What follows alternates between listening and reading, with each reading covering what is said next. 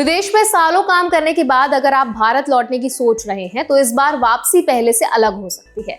Budget 2026 में NRI के लिए 5 साल का tax free shield, foreign income पर राहत, प्रॉपर्टी सेल के आसान नियम, फॉरेन एसेट डिस्क्लोजर का नया मौका और रेमिटेंस पर कम टीसीएस जैसे बड़े बदलाव प्रस्तावित किए गए हैं।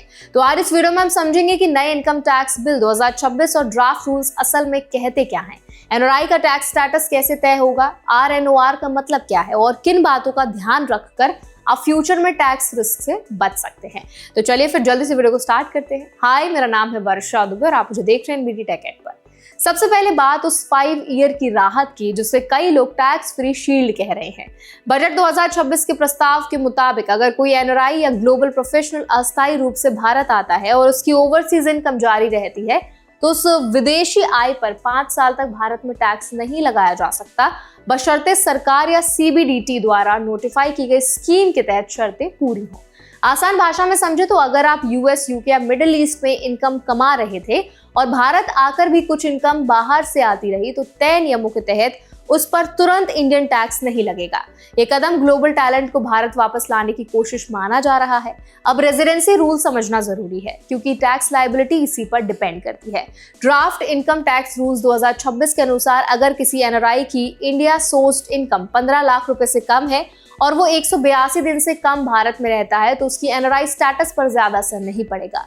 लेकिन जिनकी इंडियन इनकम 15 लाख से ज्यादा है और वो 120 दिन या उससे ज्यादा भारत में रहते हैं, साथ ही पिछले 4 साल में कुल 365 दिन या उससे ज्यादा भारत में रह चुके हैं, तो वो resident but not ordinary resident यानी आरएनओआर बन सकते हैं। आरएनओआर का मतलब ये है कि वो पूरी तरह रेजिडेंट तो माने जाएंगे लेकिन उनकी पूरी ग्लोबल इनकम पर टैक्स नहीं लगेगा।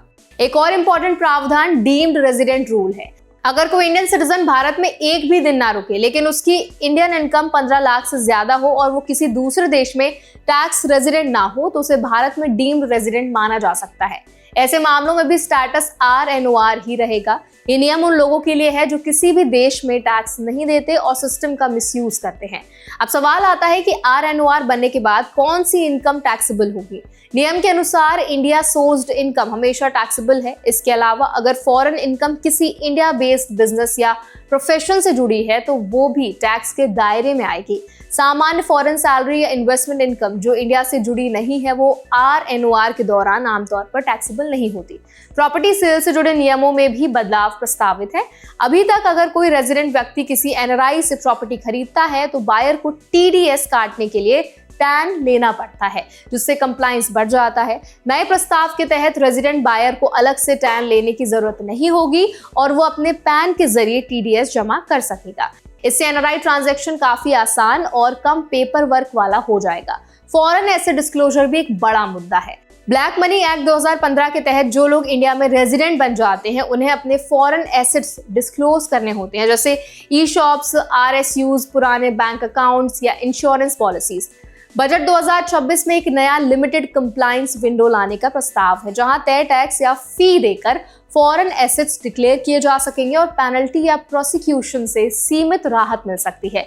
साथ ही 20 लाख रुपए तक के छोटे फॉरेन एसेट्स पर कुछ प्रावधानों से छूट लेने का भी प्रस्ताव है जो 1 अक्टूबर 2024 से रेट्रोस्पेक्टिव लागू हो सकता है। रेमिटेंस पर टीसीएस को भी रैशनलाइज करने की बात कही गई है। अभी अलग अलग दरें 5% से 20% तक हैं। नए प्रस्ताव के तहत ओवरसीज स्टोर पैकेजेस, एजुकेशन और मेडिकल रेमिटेंस पर यूनिफॉर्म 2% टीसीएस लगाने की बात है जो अप्रैल 1, 2026 से लागू हो सकता है। इससे एनआरआई परिवारों के लिए पैसा भेजना काफी सस्ता हो जाएगा। एक और अहम ऑफशोर स्ट्रक्चर पर नजर रखना जरूरी है। अगर कोई एनआरआई फॉरेन कंपनी या ट्रस्ट के जरिए इंडिया में प्रॉपर्टी या शेयर रखता है तो उसे एनुअल आईटीआर में डिस्क्लोज करना जरूरी होगा। अल्टीमेट बेनिफिशियल ओनर यानी यूबीओ कॉन्सेप्ट के तहत अगर आप कंट्रोल रखते हैं तो इनकम इंडिया में टैक्सेबल मानी जा सकती है। डिस्क्लोजर ना करने पर 5,000 रुपए प्रतिदिन पेनल्टी का जोखिम है। इनडायरेक्ट ट्रांसफर रूल्स के तहत अगर किसी फॉरेन एंटिटी के जरिए इंडियन शेयर्स बेचे जाते हैं तो कैपिटल गेन्स टैक्स इंडिया में लग सकता है, भले डील विदेश में हुई हो। यहाँ एनआरआई के लीगल राइट्स भी समझना जरूरी है। डबल टैक्सेशन अवॉइडेंस एग्रीमेंट यानी डीटीए के तहत अगर आपने किसी दूसरे देश में टैक्स दिया है तो क्रेडिट क्लेम किया जा सकता है। रिटर्न फाइल करना, सही रेजिडेंसी स्टेटस चुनना और समय पर डिस्क्लोजर करना आपकी जिम्मेदारी है।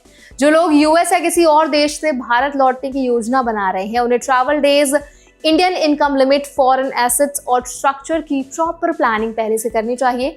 सीए या टैक्स एक्सपर्ट से सलाह लेकर डॉक्यूमेंट्स तैयार रखें। स्टेटस चेंज होते ही कंप्लायंस बढ़ जाता है, इसीलिए अवेयरनेस सबसे बड़ा बचाव है। ये बदलाव साफ मैसेज देते हैं कि सरकार कंप्लायंस आसान करना चाहती है, लेकिन ट्रांसपेरेंसी पर जोर भी बढ़ा रही है। अगर एनआरआई सही जानकारी के साथ प्लानिंग करें तो 5 साल की राहत और सिंप्लीफाइड रूल्स उनके लिए वापसी को ज्यादा सुरक्षित और फायदेमंद बना सकते हैं। तो आई होप ये वीडियो आपके लिए हेल्पफुल रहा होगा। अगर वीडियो आपको अच्छा लगा तो उसको लाइक करें, शेयर करें। ऐसे और भी अपडेट्स के लिए हमारे चैनल एनबीटी टेक को भी जरूर सब्सक्राइब करें।